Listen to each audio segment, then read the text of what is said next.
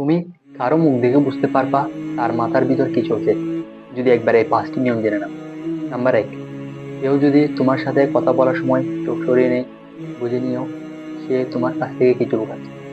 Number 2, যে মানুষ যত বেশি কথা বলে সে মানসিকভাবে ততটা দুর্বল, কারণ মানসিক শক্তি সাধারণত শান্ত স্বভাবের হয়।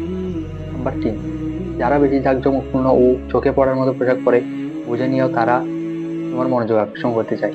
তুমি যদি তাদের সামান্য একটু প্রশংসা করে দাও, তাহলে তারা তোমার প্রতি ইমপ্রেস হয়ে যাবে।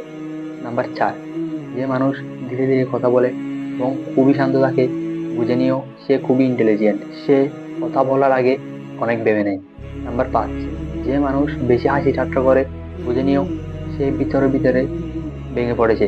তাই এমন কাউকে যদি তুমি সহানুভূতি দেখাও, তাহলে সে তোমাকে আপন মনে করবে।